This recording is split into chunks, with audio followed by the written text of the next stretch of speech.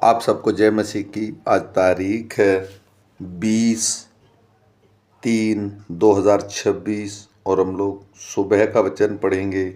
हम पढ़ेंगे लूका की पुस्तक में से उसका पहला अध्याय और 1 से लेके 20 वचन तक।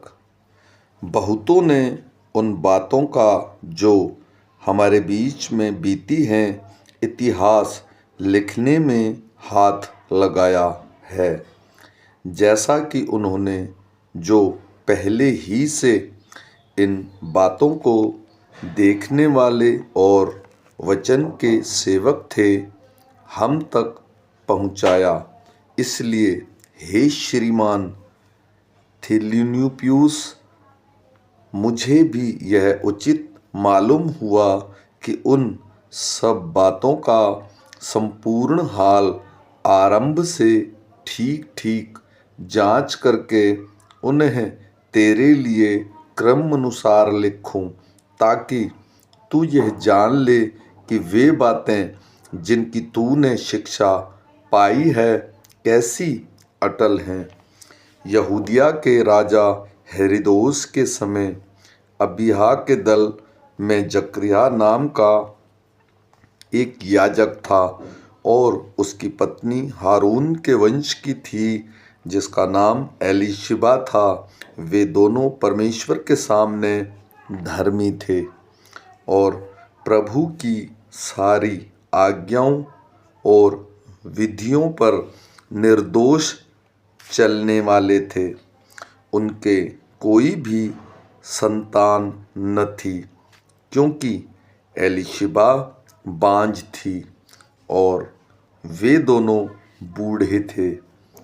जब वह अपने दल की पारी पर परमेश्वर के सामने याजक का काम करता था, तो याजकों की रीति के अनुसार उसके नाम पर चिट्ठी निकली कि प्रभु के मंदिर में जाकर धूप जलाए।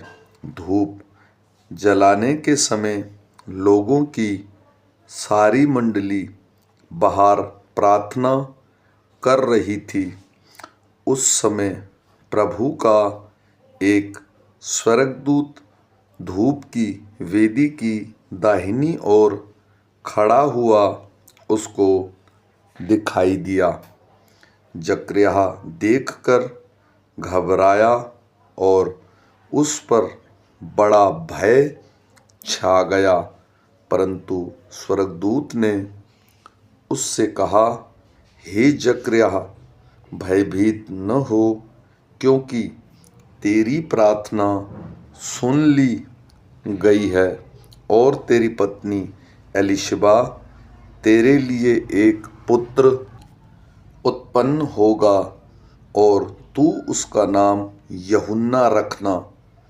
तुझे आनंद और हर्ष होगा और बहुत लोग उसके जन्म के कारण आनंदित होंगे, क्योंकि वह प्रभु के सामने महान होगा और दाखरस और मदिरा कभी न पिएगा और अपनी माता के गर्भ ही से पवित्र आत्मा से परिपूर्ण हो जाएगा और इज़राइलियों में से बहुतेरों को उनके प्रभु परमेश्वर की ओर फेरेगा।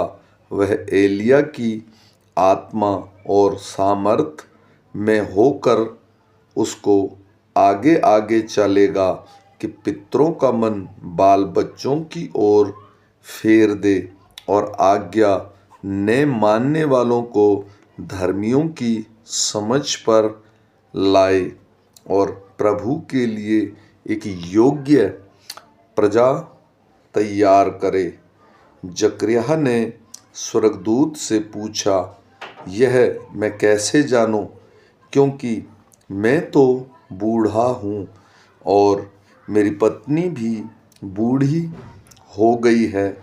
स्वर्गदूत ने उसको उत्तर दिया, मैं जिब्राइल हूँ जो परमेश्वर के सामने खड़ा रहता हूँ और मैं तुझसे बातें करने और तुझे यह सुसमाचार सुनाने को भेजा गया हूँ। देख, जिस दिन तक ये बातें पूरी न हो लें, उस दिन तक तू मौन रहेगा और बोल न सकेगा, इसलिए कि तूने मेरी बातों को जो अपने समय पर पूरी होगी प्रतीति न की। आमीन।